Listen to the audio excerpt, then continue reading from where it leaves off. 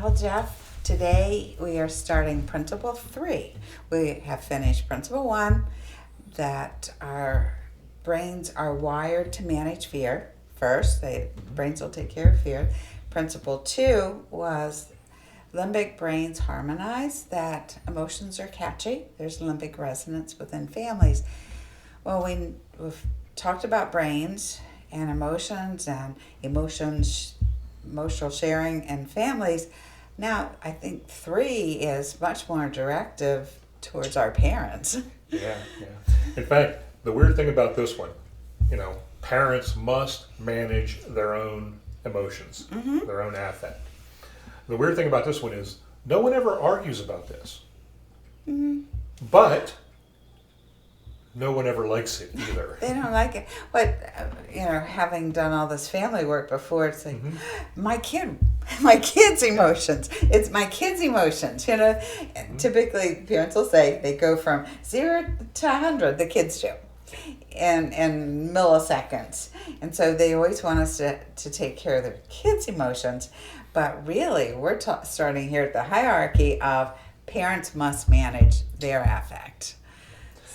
While there's no argument about the idea, the concept that parents must manage their own emotions, they're responsible for them, there's always that, but doesn't that mean he needs to be, or my little Jimmy needs to be responsible for his emotions yet? And of course, the answer is, kids are learning emotional regulation. Yes. But we're the ones that are supposed to already know it. Yes, it is very hard of a concept for parents because neither of us grew up with our parents intentionally teaching us about emotions and handling emotions. They taught us to cook and clean and work on cars or mow grass or any of those things. But this whole emotional regulation piece, it wasn't a topic. More likely it was, if you're going to act like that, go to your room or stop being mad. You just get over that instead of really teaching it.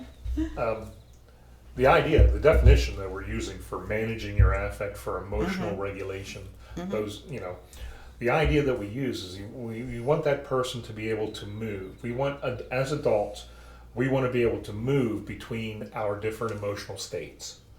Intentionally. I'm going to throw in the word intentionally. Intentionally.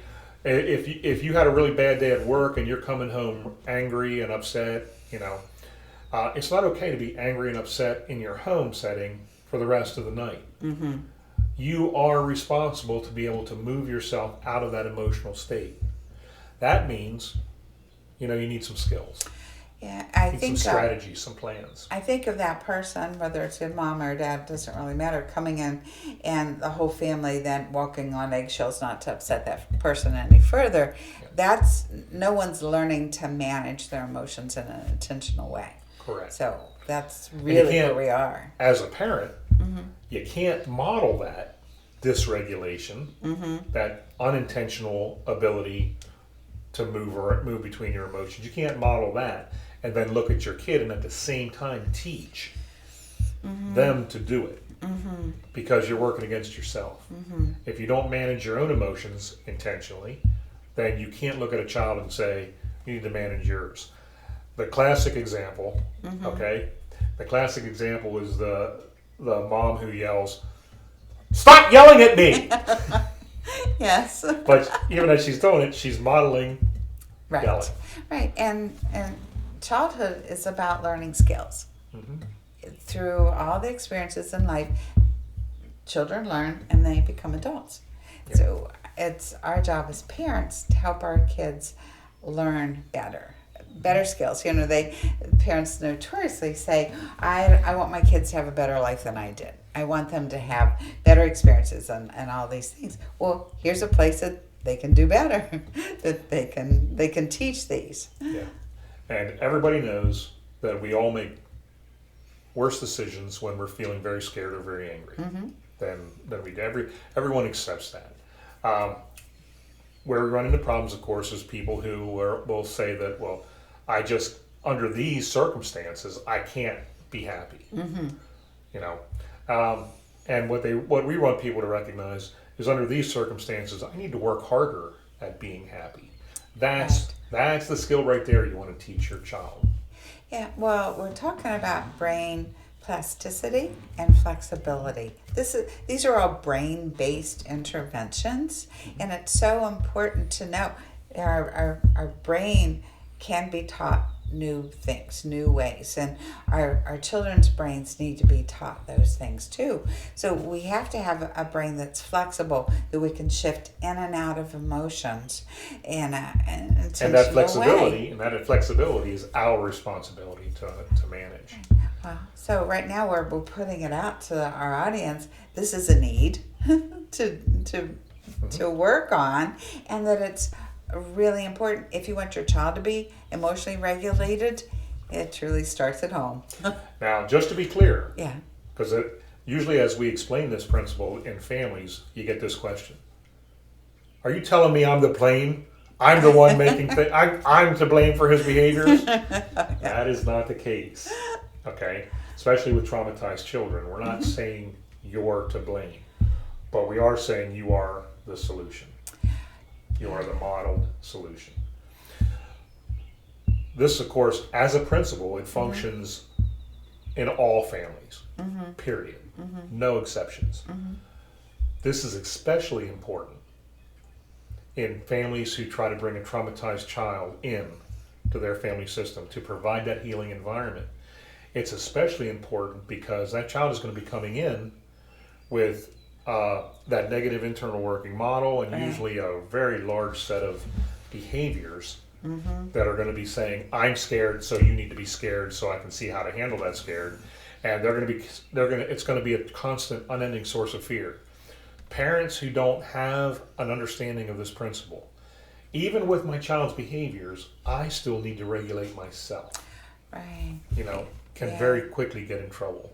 I think of foster and adoptive parents' Facebook questions of, my kid has umpteen tantrums a day. What are some of the things that I can do? And they're always behavioral. Wow, did you try this? Did you try that? Did you try something else? And whenever I respond with, well, how about teaching them emotions? And you start talking about yours so they can learn. It's like, that's new and different. Wow. I don't know that it's always welcomed, but that's really where we start.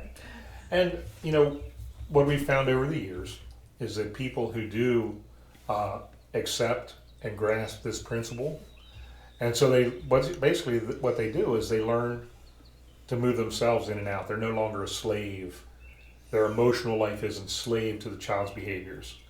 Right. It's not a slave to whatever events going on around them. And so, generally, they're able to make themselves happier right where they're at. Not saying there's not improvement to make in the child or changes that need to occur, but the parents themselves aren't locked in that constant fear, sadness, and anger. And maybe just take a minute. There's a thing statement you always talk to the foster adopt parents about, where you bring a child in under your defenses. That makes a lot of sense as you explain that to the families. Yeah, when you bring a child into your family, they are now behind your defenses. Okay, so the strategies that you use to protect yourself from the fears of the world, work stress, watching the news stress, the strategies there, they don't work with family members. With family members, you do have to connect to those feelings. So that traumatized child is going to be bringing to you sad, scared, and mad. Okay, in an uncontrolled way, because they're children. And it becomes our job to connect to that sad, scared, and mad without being overwhelmed, submerged, or get stuck in it. We want to actually show them, I can feel the sadness and the scared and the mad that you're feeling, but I can also get myself out of it for a period of time. I think that links back to the previous video, or the principle of limbic brains harmonize, that sharing emotions. And here, this is case in point. We have to regulate our emotions to be able to help a child regulate. Yep. It's that whole co-regulation process that starts in infancy, and it doesn't go away. It doesn't. So this is the introduction to Principle 3. It's going to be interesting to look at the parent's role in this principle, because it really does sit on the parent's shoulders. On the other hand, this principle, when you get a handle on it, it has profound change in your life across all domains. Just going to go back to a phrase you used in one of the previous videos, the pump running the wrong way. This one rights that course, Exactly. puts it back where it needs to be in the parent's role. Yep. All right. So thank you for coming. Thank you.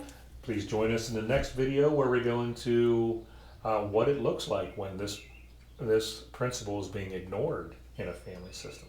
Thank you.